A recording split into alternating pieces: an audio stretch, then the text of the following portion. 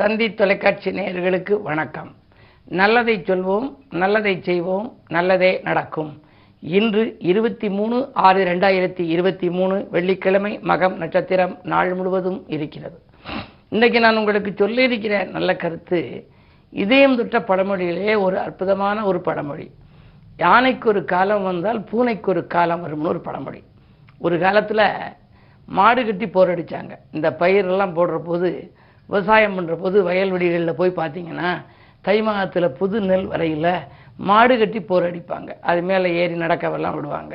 மாடு கட்டி போரடித்தால் மாளாது சென்னலிருந்து யானை கட்டி போரடிக்கும் அழகான தென்மதுரைன்னு யானை கட்டி போரடிச்சாங்களாம். இப்போலாம் எந்திரம் வந்துருச்சு, இப்போ எல்லாமே எந்திரமயமாக ஆயிடுச்சு. அப்படி இருக்கிற போது ஒரு காலத்தில் அரசர்களுக்கு யானைப்படைன்னு ஒரு படை, தேர்ப்படை, காலாட்படை, ஆணைப்படைன்னு இருக்கும். அந்த ஆணைப்படை வச்சிருந்ததுனால ஆணைக்கு ஒரு காலம். இப்போ பூனைப்படைன்னு இருக்கு அரசாங்கத்தில்.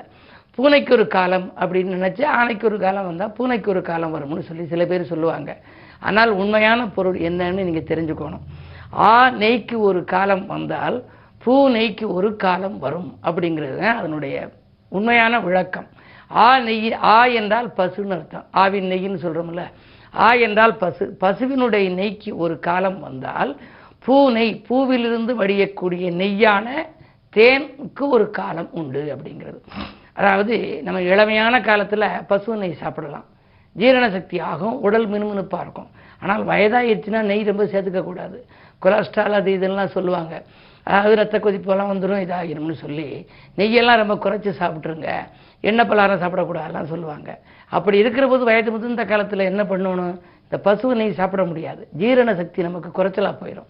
ஜீரண சக்திக்கு என்னென்னா தேனை சாப்பிட்டோம்னா ஜீரண சக்தி உண்டு. பூவிலிருந்து வடியக்கூடிய நெய்யை வயதான காலத்தில் 60 வயதுக்கு மேலே உள்ளவங்க சாப்பிடணுமா, அதாவது தேன் சாப்பிடணும்னு அர்த்தம்.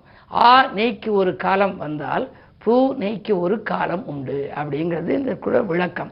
இப்படி முன்னோர்கள் ரொம்ப அற்புதமாக பழமொழிகள் நிறைய ஆயிரக்கணக்கில் சொல்லியிருக்காங்க. ஆனால் அதெல்லாம் ஏடேரா இலக்கியமாக போயிடுச்சு. இந்த பழமொழிகளின் வழி நம்ம நடந்தோம்னாலே நம்முடைய உடலும் நல்ல ஆரோக்கியமாக இருக்கும், உள்ளமும் ஆரோக்கியமாக இருக்கும். தெய்வத்துக்குன்னு பழமொழி இருக்குது, விவசாயத்துக்குன்னு பழமொழி இருக்குது, நம்ம வாழ்க்கையில் கடைப்பிடிக்கிறதுக்குன்னு நெறிமுறைகளுக்குன்னு பழமொழி இருக்குது, அப்புறம் விளையாட்டாக சொல்லக்கூடிய பழமொழிகள் எல்லாம் இருக்குது. அதில் இந்த பழமொழிகளின்படி நடக்காதவனுக்கு என்ன நடக்கும் அப்படிங்கிறதுக்கு கூட ஒரு பழமொழி. மூத்தோர் சொல்லும் முது நெல்லிக்கனியும் முன்னே கைக்கும் பின்னே இனிக்கும்னு சொல்லி முத்தாய்ப்பாக முடிச்சிருக்காங்க. மூத்தவர்கள், வயதானவர்கள் சொல்லக்கூடிய அந்த சொல்லும் முது நெல்லிக்கனியும் சொல்கிற போதெல்லாம் கசக்குமா.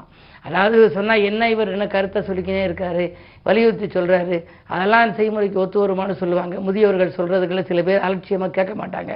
கேட்குற போது உங்களுக்கு கசப்பாக தெரியும். எப்படி இருக்கும் அப்படின்னா, முது நெல்லிக்கனி இருக்கே, அதை நம்ம சாப்பிட்ற போது கரிப்பு சுவையாக இருக்கும். ஆனால் கொஞ்சம் நேரம் ஆகி தண்ணி குடிச்சிங்கன்னா குடிக்கிற போதெல்லாம் இனிப்பாகவே இருக்கும். அந்த நெல்லிக்காய் சாப்பிட்றவங்களுக்கு தான் தெரியும். மூத்தோர் சொல்லும் முது நெல்லிக்கனியும் முன்னே கைக்கும் பின்னே இனிக்கும். சாப்பிட்ற போது அது கைக்கும், அப்புறம் தண்ணி குடிக்கிற போதெல்லாம் இனிக்கும். அது மாதிரி கேட்குற போது உங்களுக்கு கசப்பாக தெரியும், ஆனால் பின்னால் வாழ்க்கை மிக இனிப்பாக மாறும் என்று அந்த பழமொழிகளில் சொல்லி வைத்தார்கள். இப்படிப்பட்ட பழமொழிகளை பற்றியெல்லாம் உங்களுக்கு தொடர்ந்து இந்த தந்தி தொலைக்காட்சியிலே சொல்வேன் என்று சொல்லி இனி இன்றைய ராசி பலன்களை இப்பொழுது உங்களுக்கு வழங்கப் போகின்றேன். மேசராசி நேயர்களே, உங்களுக்கெல்லாம் பற்றாக்குறை தீர்ந்து பணவரவு கூடுகின்ற நாள் இந்த நாள். பணம் வேகமாக கரைகிறது என்று கவலைப்பட்டிருப்பீர்கள். ஆனால் அந்த கரைந்ததற்கு இன்று சேமிக்க இயலும் விதத்திலே வருமானம் நன்றாக வரப்போகின்றது. வாங்கல் கொடுக்கல்கள் சரளமாக இருக்கும். உங்களுடைய ராசியிலேயே குரு ராகுவோடு இணைந்திருக்கின்றார். பொதுவாகவே குரு பார்த்தாலும் கோடி நன்மை, குரு சேர்ந்தாலும் கோடி நன்மை. எனவே முன்னேற்ற பாதையில் அடியெடுத்து வைக்க முக்கிய புள்ளிகள் இன்று நீங்கள் சந்திப்பீர்கள். தொழில் வளம் சிறப்பாகவே இருக்கிறது. எதிர்பார்த்த காரியங்கள் எதிர்பார்த்தபடியே நடைபெறும். இந்த நாள் நல்ல நாள். ரிஷபராசி நேயர்களே, உங்களுக்கு வேற்று மனிதர்களின் ஒத்துழைப்பால் கூட்டு முயற்சிகளில் வெற்றி கிடைக்கும் நாள். விடிகாலையிலேயே உங்களுக்கு நல்ல தகவல் வரப்போகின்றது. சமூகத்தில் பெரிய மனிதர்களின் சந்திப்பு, அதனால் நன்மைகள் வரும். பெரும் தொகை உங்களுக்கு வரவேண்டியவைகள் பாக்கியலாக இருந்தால் வசூலாகாத தொகை கூட இன்று வசூலாகலாம். அரசு வழியில் கூட ஆதரவு கிடைக்கும் நாள் இந்த நாள். இன்று நீங்கள் தொட்ட காரியங்களில் வெற்றி கிடைக்கும். மிதுன ராசி நேயர்களே, உங்களுக்கெல்லாம் ஆடம்பர செலவுகள் அதிகரிக்கும் நாள். அயல்நாட்டு தொடர்புகள் மூலமாகவும் உங்களுக்கு சில காரியங்கள் நடைபெறும்.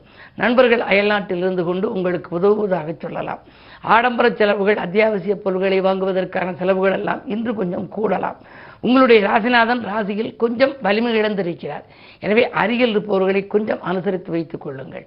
பக்கத்தில் இருப்பவர்கள் பக்கபலமாக இருப்பது நல்லது. உங்களை விட்டு விலகிவிட்டால் தொல்லைகள் வரலாம். எனவே நீங்கள் அவர்களை அனுசரித்துக் கொள்வதே நல்லது.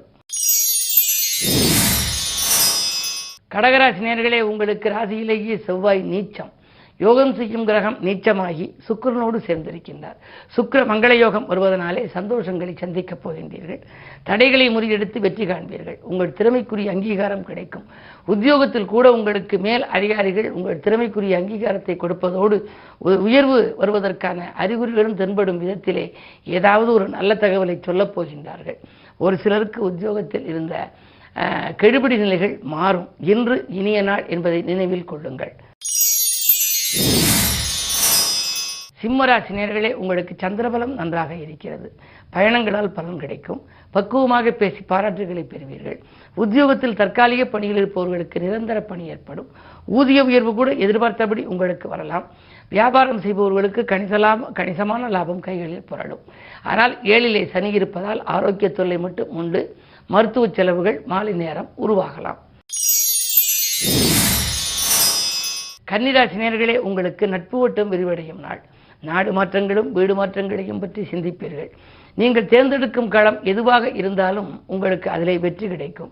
அரசியலாக இருந்தாலும், ஆன்மீகமாக இருந்தாலும், பொது வாழ்வாக இருந்தாலும், தொழிலாக இருந்தாலும், நீங்கள் தேர்ந்தெடுத்த களம் எதுவாக இருந்தாலும் அதில் வெற்றி கிடைக்கும்.